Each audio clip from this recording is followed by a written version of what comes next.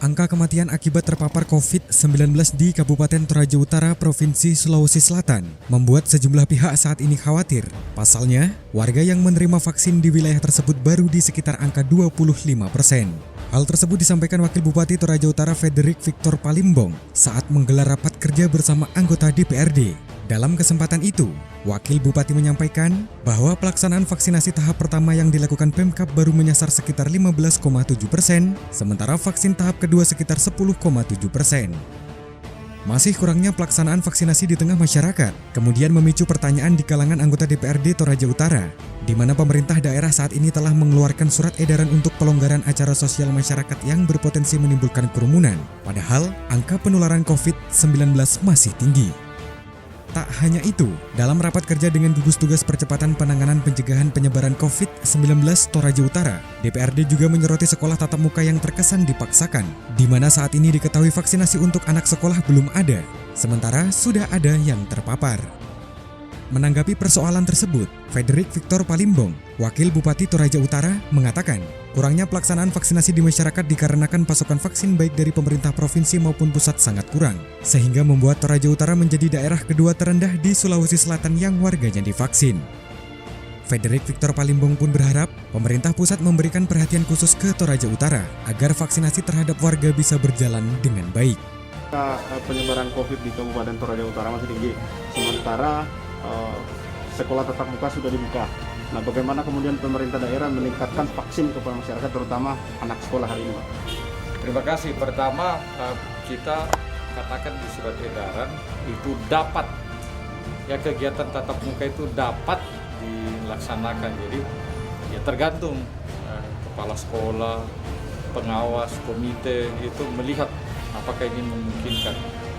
Ya, karena di beberapa daerah kita bahkan sebagian besar ada 73 titik itu masih blank spot, jadi tidak dimungkinkan untuk melakukan kegiatan belajar mengajar secara daring.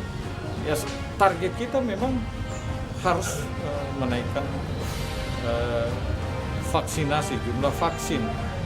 Kita sudah berulang kali memohon, menyampaikan Toraja Utara ini kedua terendah persentase vaksin. Vaksin kedua baru 10,7%, vaksin pertama 15,7%. Ya, sampai tadi malam saya coba bergerilya, bahkan memohon kepada BUMN untuk membantu. Ya, syukur-syukur kalau kita diberi bantuan 3.000 vial Agustus ini, paling tidak bukan mau menyamai Tanah Toraja yang notabene satu aglomerasi dan jumlah penduduk kita sama, tapi jumlah vaksin mereka itu 2 kali lipat daripada Toraja Utara. Ya, ada perhatian dari PLT Gubernur dan saya ditugaskan Pak Bupati mengupayakan itu dalam 1 minggu ke depan, entah lewat provinsi, entah lewat pusat atau BUMN. Semua yang bisa kita akses, kita coba untuk mendapatkan perhatian. Ditemui terpisah, Yohanis Basang, Bupati Toraja Utara, yang dikonfirmasi terkait vaksin khusus nakes mengatakan, saat ini nakes di Toraja Utara semua sudah divaksin ketiga dan ada kelebihan sekitar 160 vaksin. Kelebihan vaksin tersebut menurut Bupati Toraja Utara nantinya akan diberi kepada masyarakat yang mempunyai mobilitas tinggi.